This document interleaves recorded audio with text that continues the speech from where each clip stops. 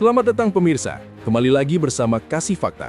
Kali ini, kami akan membongkar sisi tersembunyi dari sebuah peristiwa besar yang sempat mengguncang jagat media sosial.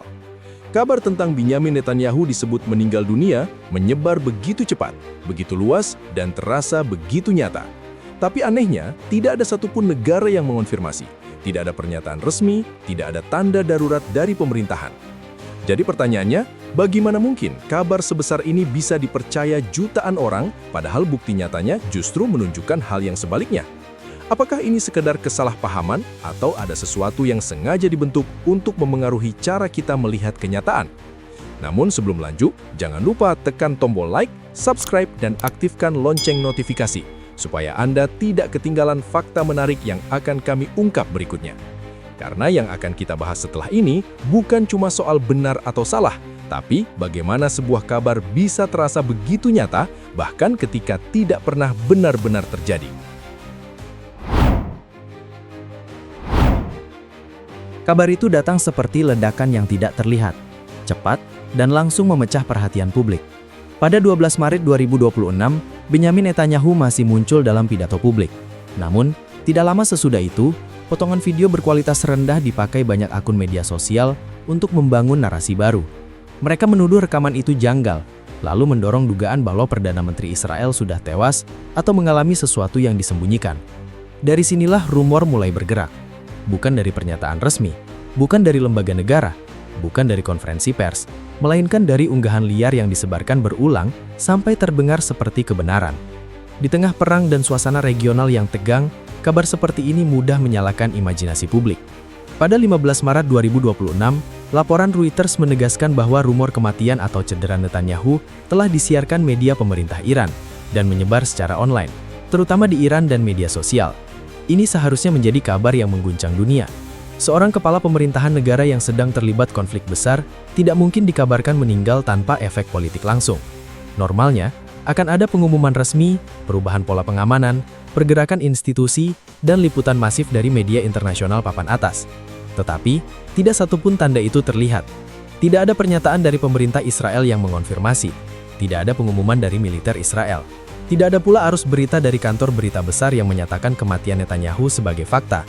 Justru kekosongan inilah yang menjadi petunjuk pertama bahwa ada sesuatu yang tidak beres sejak awal. Disinilah letak kejanggalannya. Dalam dunia geopolitik, kabar besar tidak hanya diukur dari isi klaimnya, tetapi juga dari jejak yang ditinggalkannya. Jika seorang Perdana Menteri benar-benar meninggal di tengah perang, maka sistem negara akan langsung memancarkan sinyal. Ada protokol, ada reaksi diplomatik, ada pola pemberitaan yang seragam dari banyak pusat informasi. Namun, pada pertengahan Maret 2026, yang muncul justru kebalikannya. Rumor beredar sangat cepat, tetapi lembaga resmi tetap diam, karena tidak ada hal yang perlu dibenarkan. Situasi ini menunjukkan satu hal penting, yang sedang bergerak lebih dahulu, bukan fakta, melainkan narasi. Dan ketika narasi bergerak lebih cepat daripada verifikasi, banyak orang mulai memaknai keheningan sebagai bukti. Padahal keheningan itu bisa menandakan bahwa tidak ada peristiwa besar yang benar-benar terjadi. Ada alasan kenapa rumor ini terasa meyakinkan bagi banyak orang. Waktunya sangat pas dengan suasana perang informasi. Sejak 28 Februari 2026, setelah serangan Amerika Serikat dan Israel ke Iran, ruang digital dipenuhi kabar simpang siur, propaganda, potongan video dan klaim yang sulit diverifikasi. Dalam kondisi seperti ini, publik cenderung lebih mudah percaya pada kabar yang dramatis daripada kabar yang sabar. Nama Netanyahu sendiri membawa beban simbolik besar. Ia bukan tokoh biasa. Karena itu, kabar tentang kematiannya otomatis terasa monumental, bahkan sebelum diperiksa. Rumor semacam ini tidak perlu langsung terbukti untuk bisa mempengaruhi persepsi. Cukup dibuat terdengar masuk akal, disebar oleh banyak akun, lalu dibiarkan berputar di tengah emosi publik.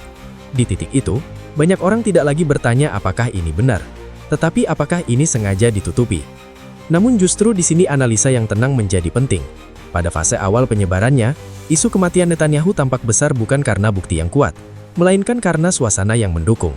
Rumor itu hidup dari ketegangan, dari kebencian, dari keinginan banyak orang untuk percaya bahwa sesuatu yang sangat besar baru saja terjadi.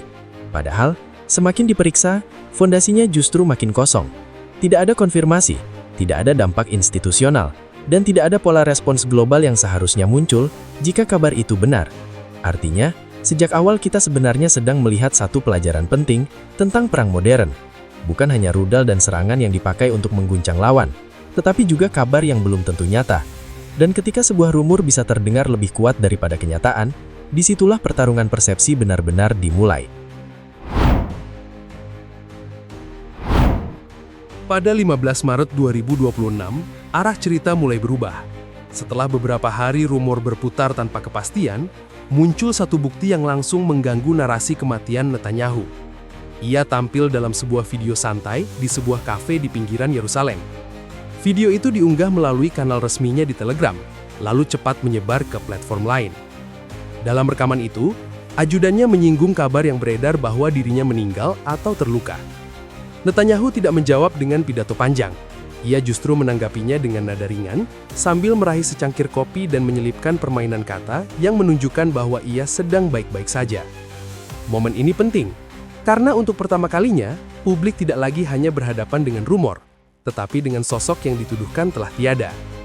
Reuters kemudian memverifikasi lokasi video itu lewat kecocokan interior kafe, lalu memverifikasi waktunya melalui foto dan video kunjungan yang diunggah pihak kafe pada hari yang sama. Artinya, ini bukan sekadar unggahan tanpa jejak, tetapi materi yang bisa diuji. Namun di era perang informasi, satu bukti saja tidak selalu cukup. Alih-alih berhenti, sebagian akun justru memindahkan medan perdebatan ke arah baru.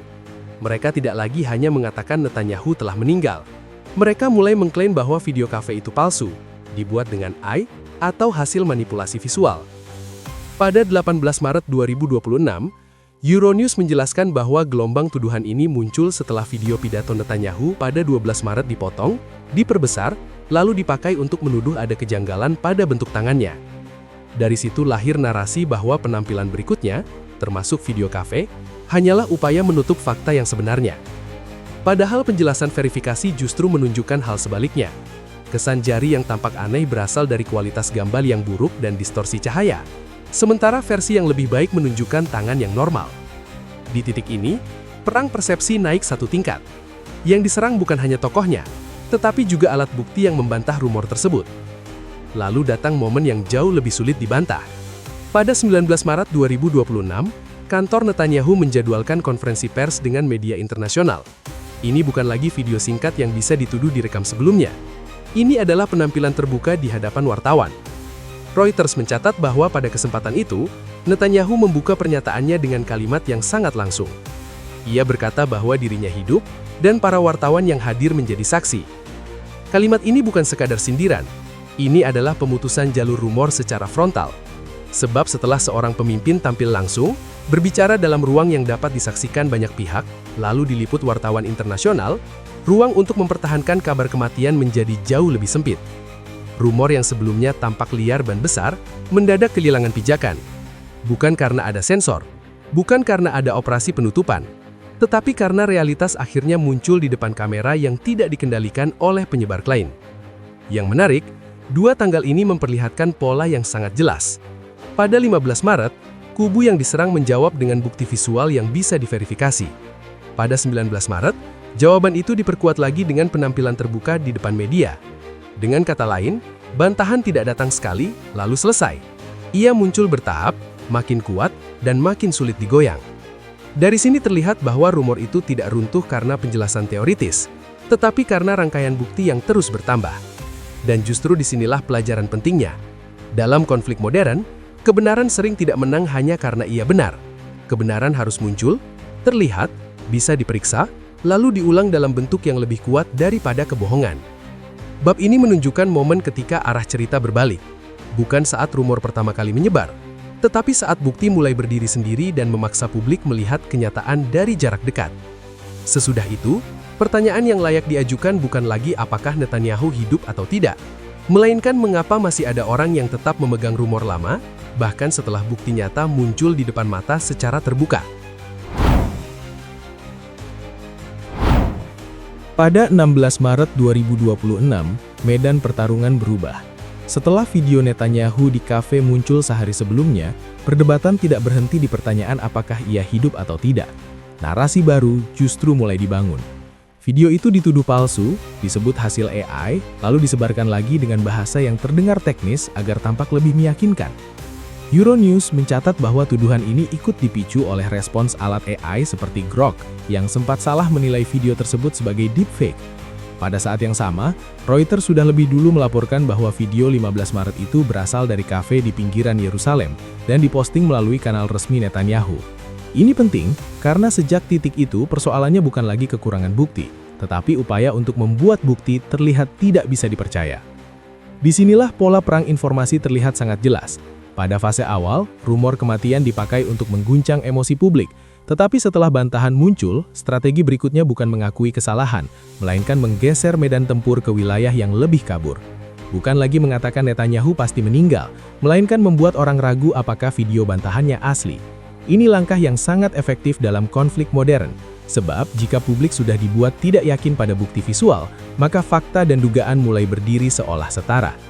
Euronews menjelaskan bahwa sebagian akun di X memakai potongan gambar buram dan analisa serampangan untuk menyebut ada kejanggalan pada tangan Netanyahu dalam pidato 12 Maret 2026. Dari potongan visual yang lemah itulah dibangun kesan bahwa semua penampilan sesudahnya patut dicurigai. Pada 18 Maret 2026, pemerintah Israel dalam pembaruan status hariannya juga mencatat bahwa klaim Netanyahu meninggal masih termasuk narasi palsu yang terus beredar. Artinya, rumor itu tidak mati otomatis hanya karena bukti lawannya sudah ada. Ia tetap hidup karena terus diberi bahan bakar. Dan bahan bakar itu bukan cuma ideologi atau kebencian, tetapi juga kebiasaan digital zaman sekarang. Banyak orang tidak lagi menilai informasi dari sumber pertamanya.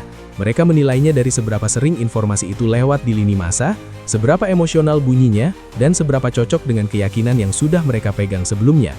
Dalam kondisi seperti ini, pengulangan bisa terasa seperti kebenaran, bukan karena isinya kuat, tetapi karena telinga publik dibuat akrab dengannya. Lalu pada 19 Maret 2026, Netanyahu tampil langsung di hadapan wartawan internasional. Reuters mencatat bahwa ia membuka konferensi pers itu dengan kalimat yang menegaskan dirinya hidup, sambil menunjuk fakta bahwa para jurnalis melihatnya sendiri. Di atas kertas, ini seharusnya menjadi penutup cerita. Namun, justru disinilah bab paling menarik dimulai. Ketika seorang tokoh tampil langsung di hadapan media, lalu rumor masih tetap beredar, berarti masalah utamanya bukan lagi kurangnya data. Masalahnya adalah sebagian orang sudah tidak mencari kepastian, melainkan mencari narasi yang ingin mereka percayai.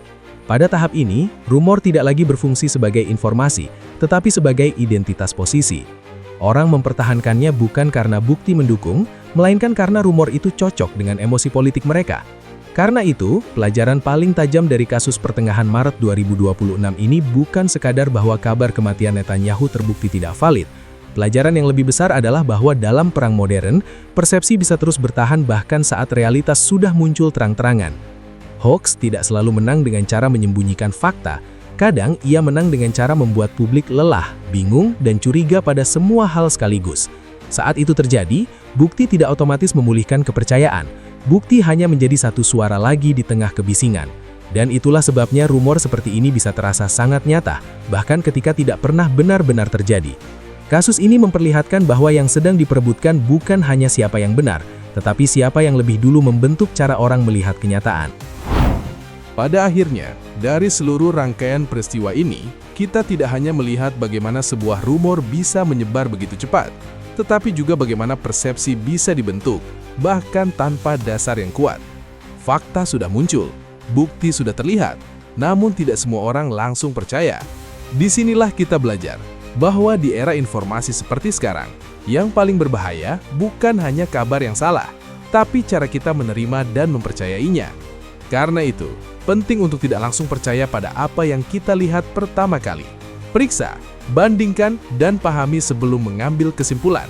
Karena di balik setiap kabar besar, selalu ada sisi lain yang jarang terlihat.